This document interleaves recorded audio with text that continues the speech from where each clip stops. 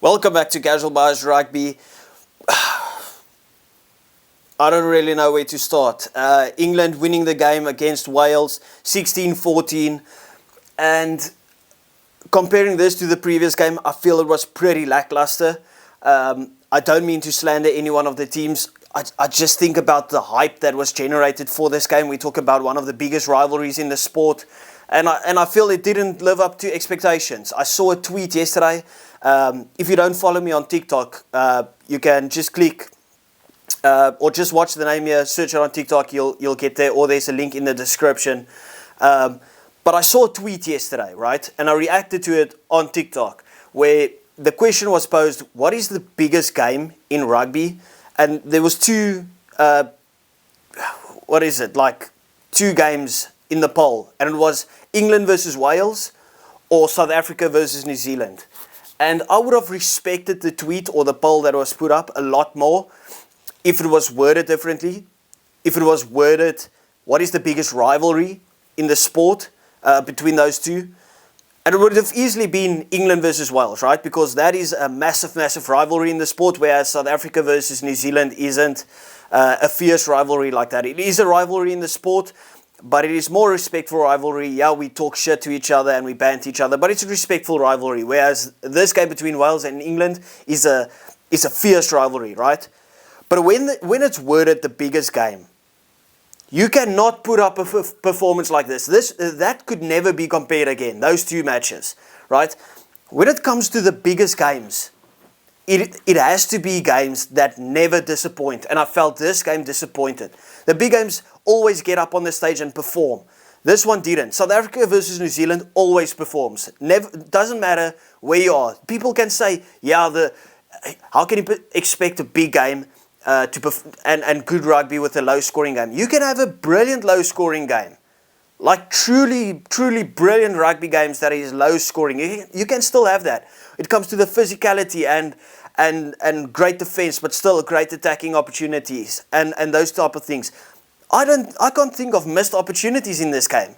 I think it was a very stalemate game. I think the game stood still for large parts of the game. And I don't want to slander the game because I don't think it was a bad game. It is a bad game in terms of a big game, but it's not a bad game of rugby, but I think it was pretty average. So the previous game, we had Scotland versus France, right? And I said there was some very, very good patches of rugby and some very bad patches of rugby, where this was just like there. And I would much rather watch those 60 minutes of good rugby and that 50 minutes of absolute shocking dull affairs of the previous game than just watching this almost bland vanilla rugby. Now, I know you can't expect good rugby every single weekend, but there was so much hype built up around this game week and this round that we could see some of the best rugby. This could have been an absolutely brilliant day of rugby, where I felt it just went a bit under the radar. You can let me know what you think about it, because obviously I'm from the Southern Hemisphere. My apologies. I'm from the Southern Hemisphere, right? So I don't have any emotional investment in these games. So maybe you see it with different eyes than I do. These close games, maybe you thought it was a nail biter, went down to the wire, which is fair enough, right? Because you emotionally invested in it. But for me, I just wanted a good game of rugby, and I felt that didn't live up to expectations. But that's all up in the air. Like, if it was South Africa versus another team, I would be much more emotionally invested and I would breathe a sigh of relief. So I'm not going to sit here and try and be hypocritical about it. But I think overall, if you look at this Saturday as a whole, I just feel like it's been a bit underwhelming. But let's get into the game. Obviously, Wales, the switcheroo of last weekend, they were very good in that first half, and then poor in the second half, where England were poor in the first half and very, very good in the second half. I called my girlfriend during halftime. As you guys know, she is from England, and she was so disappointed in that first half from England. It just felt like they didn't show up to play. Where in the second half they played very well, and I'll give a couple of honourable mentions in a second. But starting off with Wales, 16-14. Is it a fair scoreline? probably. I don't think Wales deserved to win the game, especially not how they played in the second half. Whereas England didn't deserve to win the game if you look at the first half, but they played brilliant in the second half, and we all know it's how you end, right? Not how you start the game. Honourable mentions for Wales. I think, oh my goodness, Tommy Rafell, right? One of the best in the world at the moment. I'm not even joking. This guy is a standout in that team. I know Aaron Wainwright last weekend, I think he had a bit of a slow game today, but Tommy Rafell was everywhere today. Absolutely brilliant, and you have to give your props to Rio Dyer today. I think he was absolutely outstanding. It just felt like he grows in confidence every game. He wanted to be there. He's a hungry young guy out on the wing, but searches for work, and that is brilliant to see. But that's probably the most that I can say about it. Going on to England, I think they had a lot more individuals that stood out. Starting off with the bench that came on, Ellis Genge, just at the scrum, winning crucial penalties, really putting the pressure on that Welsh pack. I love the way that the English stood up physically to the Welsh team.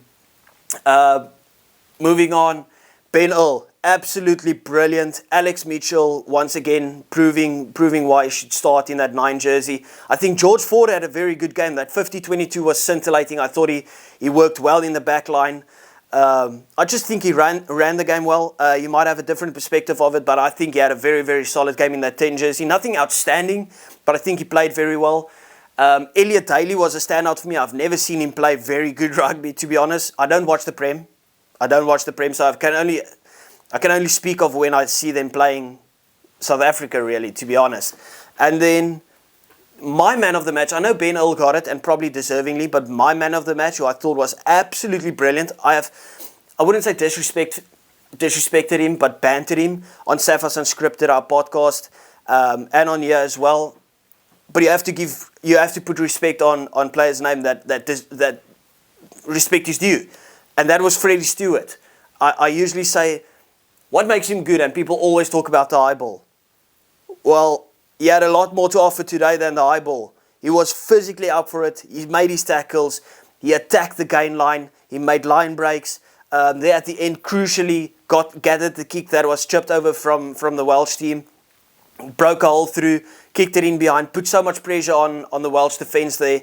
I just think he was absolutely brilliant today. In my opinion, he deserves the man of the match shout. But yeah, overall, I would probably say England deserved to win the game.